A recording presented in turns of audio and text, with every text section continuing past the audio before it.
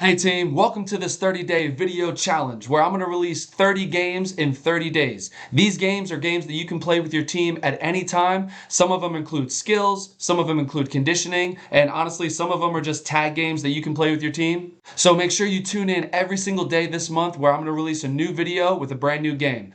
And before we get started, I'm Coach Hart, this is Building Better Baseball, and this is the best place for baseball education. So let's get into this 30-day video challenge. I'm super excited to bring you these games. Let's get started.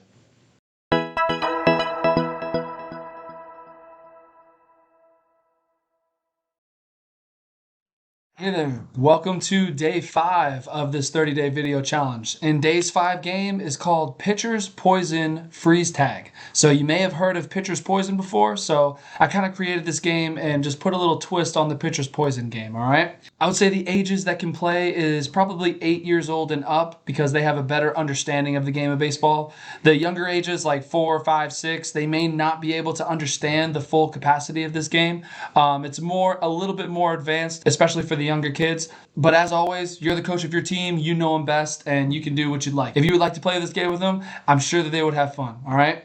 So the equipment that is needed, it is basically like an infield outfield, okay? So all of the positions are going to be taken just like a regular infield outfield, and you as the coach are going to be hitting the ball, okay? And where you're going to play, you're going to use the whole entire field. This game is for the whole field. Now, how you play. The biggest rule in this game is that the pitcher's mound, the pitcher's rubber, freezes players. That freezes players. And there are no force outs. I know that's a little weird because it's baseball, right? But just for the sake of this game, in this game, there are no force outs. Every out must be a tag out. All right, every tag must be a tag out. There's no force outs, okay? How this game works is you have two teams. You have one team in the field and one team running, okay? You as the coach, as I said, are hitting the ball. You are going to choose to where you're going to hit it. You're going to hit it wherever you want, all right? And how it works is each team in the field is trying to get the 3 outs, just like a regular baseball game. When they throw it to the pitcher's mound, that freezes the player where they are running. So let's say you hit it to shortstop, right, like this. The shortstop now has 2 choices. He has 2 choices. He could either, there's a base runner running down the line, okay? He could either throw it to the pitcher's mound, to the pitcher on the pitcher's mound, and as soon as the ball gets there, the player has to freeze and stop right where they are. Okay? Or the shortstop can throw it across the diamond and have the first baseman try and tag the base runner out. If they get 3 outs, then they switch sides. So the base runners will go out to the field, just like a change of an inning, right? The fielders will come run, the runners will go out in the field. If they choose to throw it to the pitcher's mound to freeze the batters or freeze the runners, that does not count as an out, and you just keep on hitting, okay? So let's erase some of these and let's go over some strategies. You can choose to play however long you would like. You can do by innings, you can do by outs, you can do like 18 outs, or you can play 5 innings. It's up to you how you want to orchestrate the game and how you want to play the game. Let's go over some strategy real quick of what plays might go to the pitcher's mound and what plays might go to the tag, right? So let's say that there is a runner on second and a runner on first. Remember, there's no force outs. There's only tag outs, right? Let's say that you hit the ball all the way to right field, right? Let's say that this base runner is making their way all the way around here, right?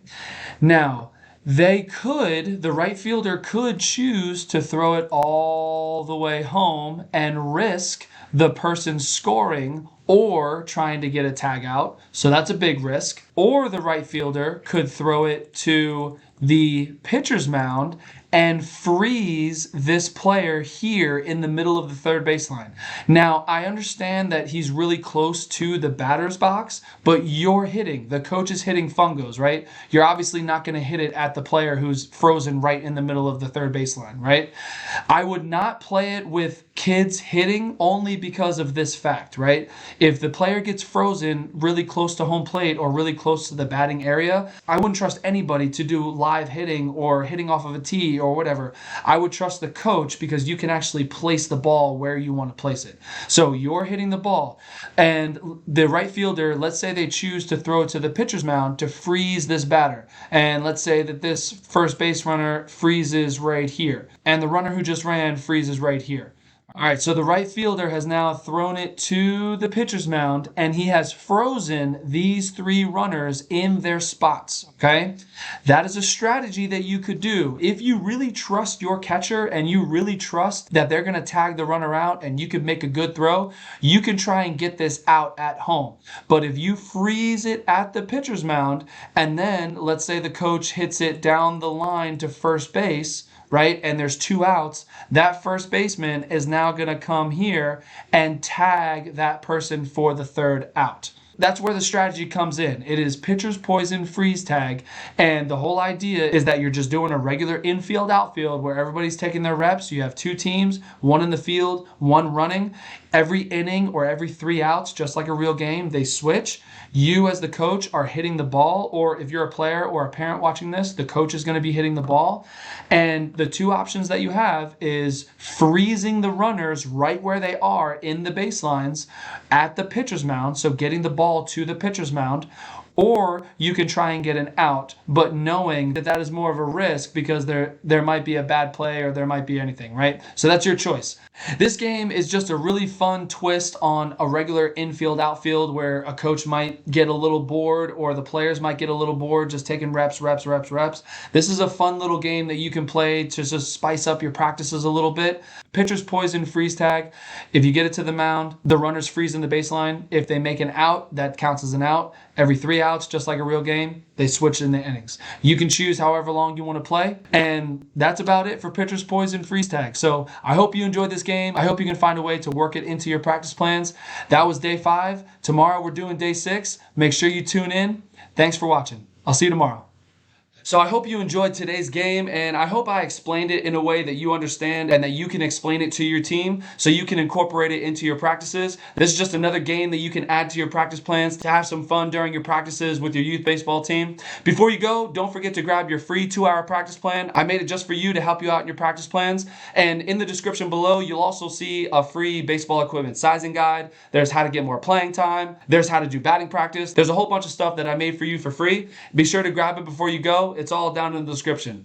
So I hope you enjoyed today's video. Remember, this is Building Better Baseball. I'm Coach Hart, and I'll see you next time.